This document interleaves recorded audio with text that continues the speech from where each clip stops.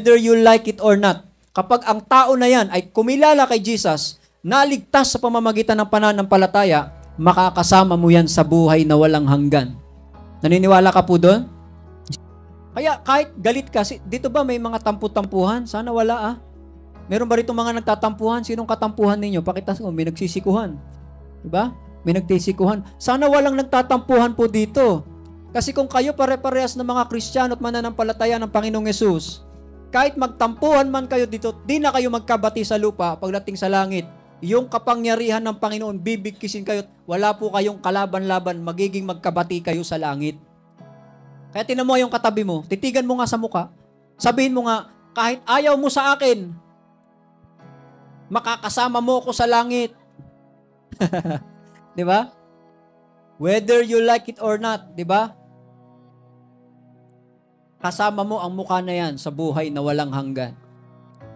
Kaya minsan yung grace ng Panginoon, yung salvation, malaking nagiging issue po yan.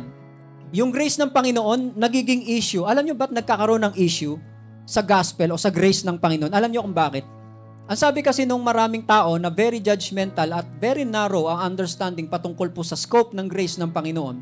According to them, paano daw magiging save o maliligtas ang halimbawa kagaya ni Ampatuan?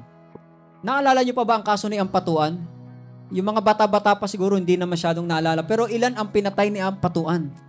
Napakarami pong mga media men. Pinagpapatay po, inilibing gamit ang bakho. Diba? Humukay, hinulog yung mga katawan, daan-daang katawan, tapos inilibing. Kaya nga po ang kaso po ni Ampatuan, 52 counts of murder. 52 counts. Ibig sabihin, wala nang kalaya-laya po yan.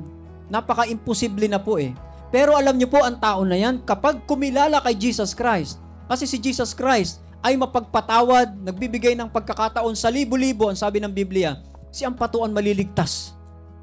Kahit galit ka sa kanya, walang magagawa yung mga kamag-anak na, bakit naman napaka-unfair ng Lord? Iisipin nila, bakit maliligtas yung mga kriminal na yan? Yan ang pumatay, di ba? Halimbawa, yung nanggahasa sa mahal mo sa buhay. Ginahasa niya ng mahal ko sa buhay, bakit ililigtas siya ng Panginoon?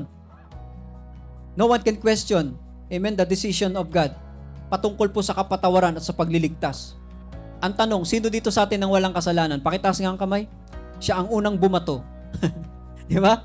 Nasabi po ng Biblia, sabi ng Panginoon, sige, sino sa inyo ang walang kasalanan? Siya ang unang bumato sa babae. Na konsensya yung mga Hudyo, mga Pariseo. Alam nila, lahat sila makasalanan di ba? Di, ang sabi ng Biblia, sa Book of John, walang bumato sa kanila, mula matanda hanggang bata, binitiwan ng bato, lahat nag-alisan. Bakit? Lahat po tayo, kung kasalanan ang pag-uusapan, we are all guilty of sin.